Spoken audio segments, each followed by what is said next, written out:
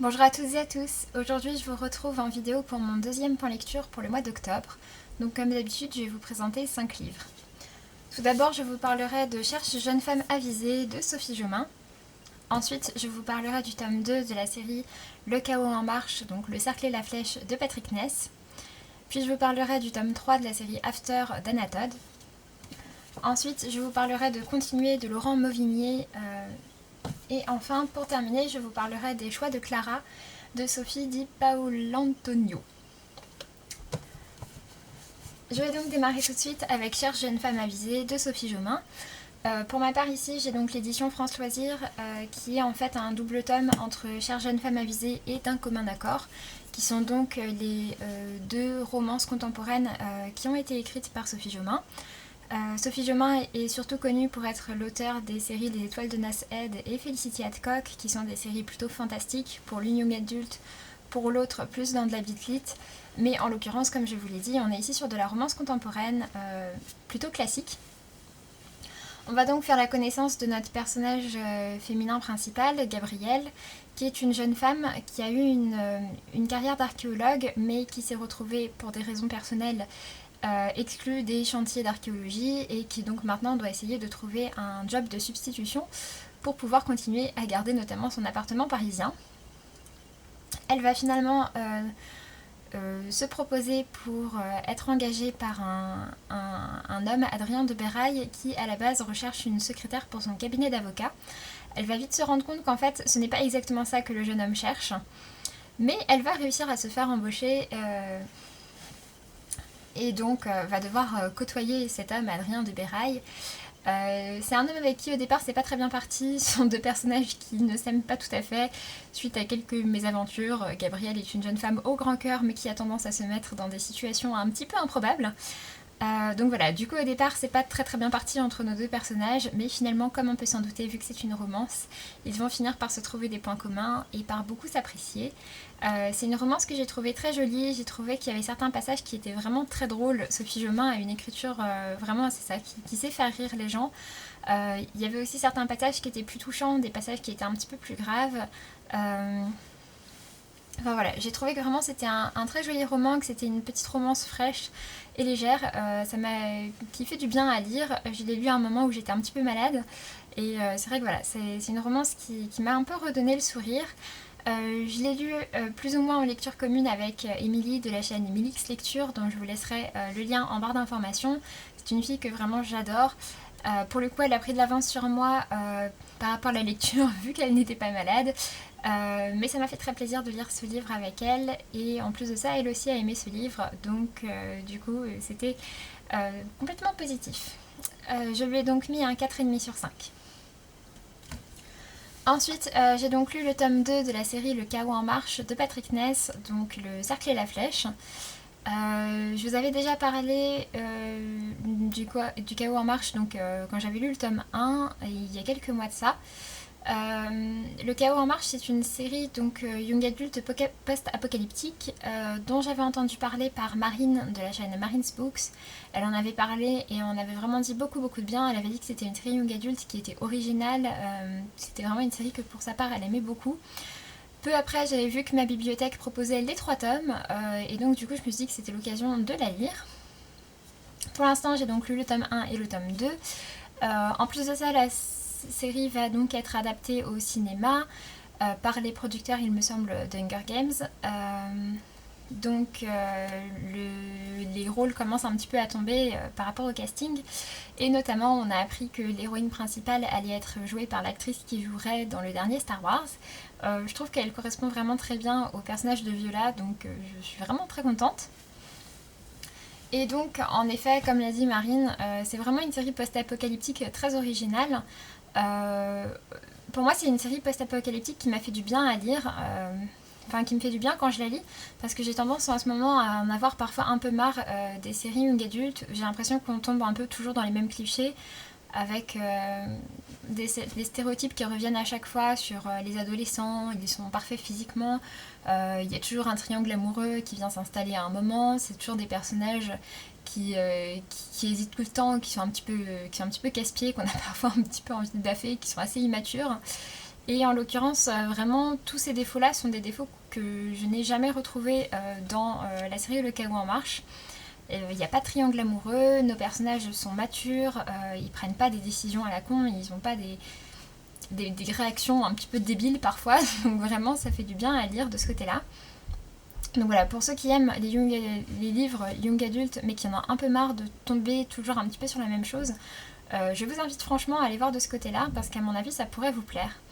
En plus de ça, je trouve que le tome 2 aborde beaucoup de thèmes très intéressants par rapport aux décisions qu'il faut prendre, par rapport un petit peu à tout ce qui est du domaine de l'endoctrinement, de ce qu'on est prêt à faire aux autres.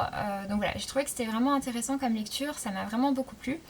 Et je lui ai mis un 4 sur 5.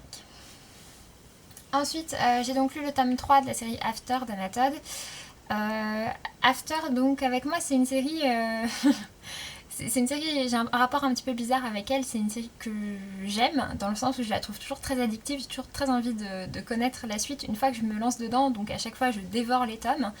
Mais par contre, à côté de ça, les personnages m'insupportent quand même pas mal, j'ai quand même régulièrement envie de secouer très franchement aussi bien Ardyn que Tessa d'ailleurs, parce que beaucoup de personnes parlent du mauvais caractère d'Ardyn, mais je trouve que Tessa est pas mal gratinée aussi.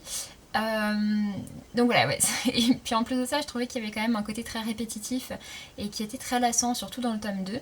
Donc à chaque fois que je finis un tome, en général, enfin que ce soit à la fin du tome 1 ou du tome 2, je me suis dit bon, c'est sympa, mais voilà.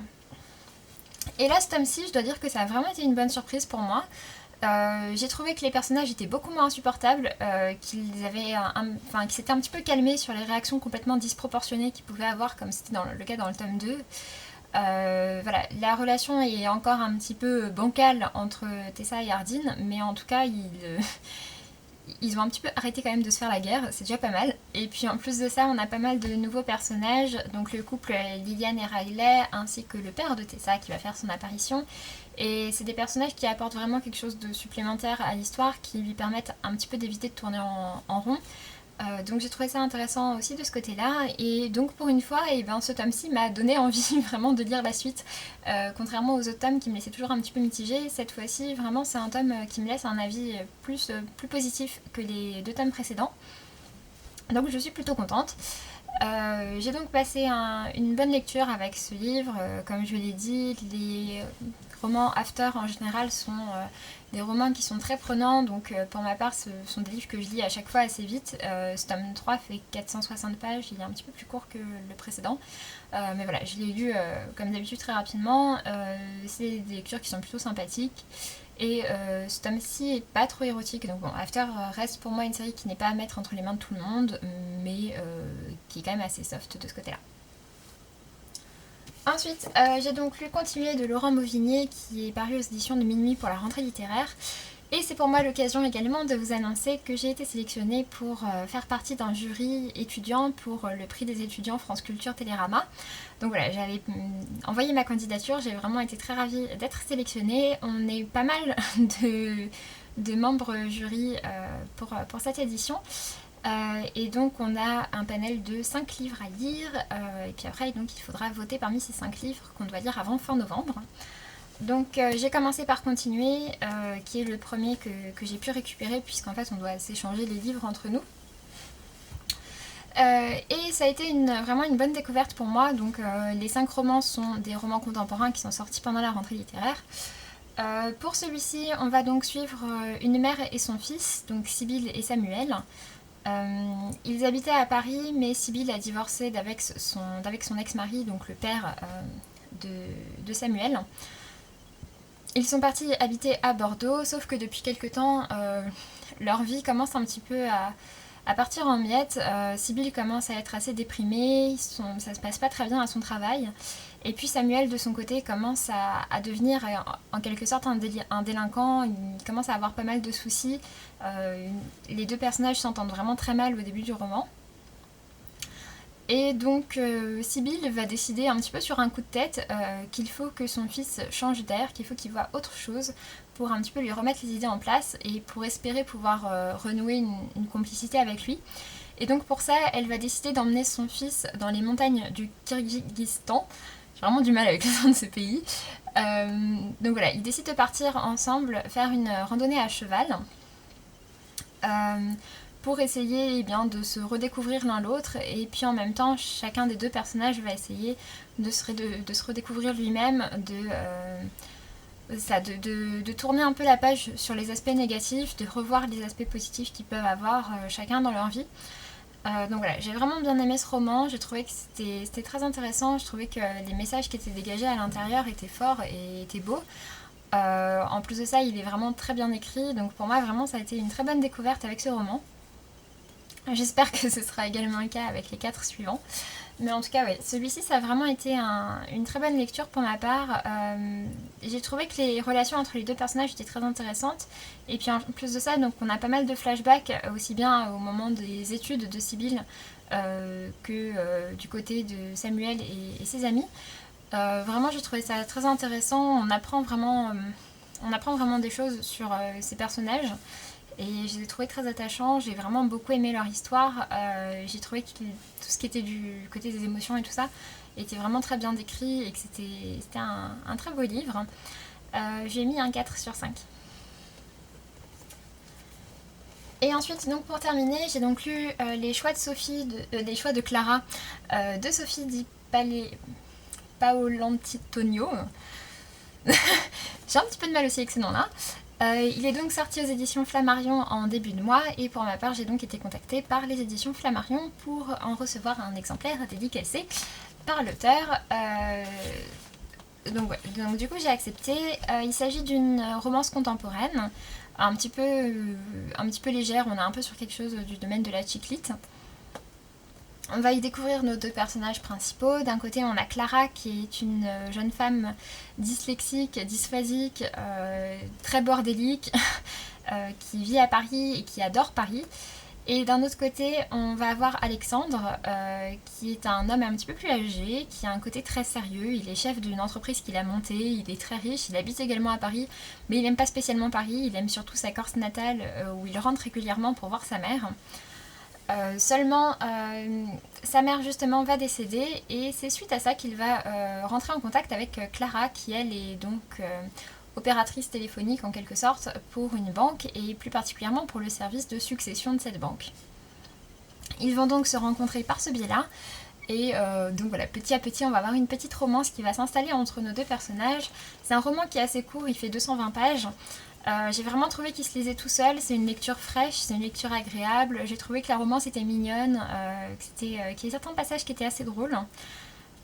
Donc ouais, vraiment j'ai bien aimé ce roman, j'ai trouvé que c'était une jolie histoire, et du coup je vous la recommande si vous aussi vous aimez les romances légères et mignonnes.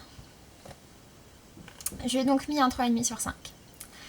Sur ce, j'en ai donc fini avec cette vidéo, j'espère qu'elle vous aura plu, n'hésitez pas à me dire ce que vous en avez pensé, si vous avez lu également les livres, ce que vous en avez pensé également, et sinon, ce que vous êtes en train de lire, pourquoi pas. Sur ce, je vous laisse et je vous dis à très bientôt. Salut!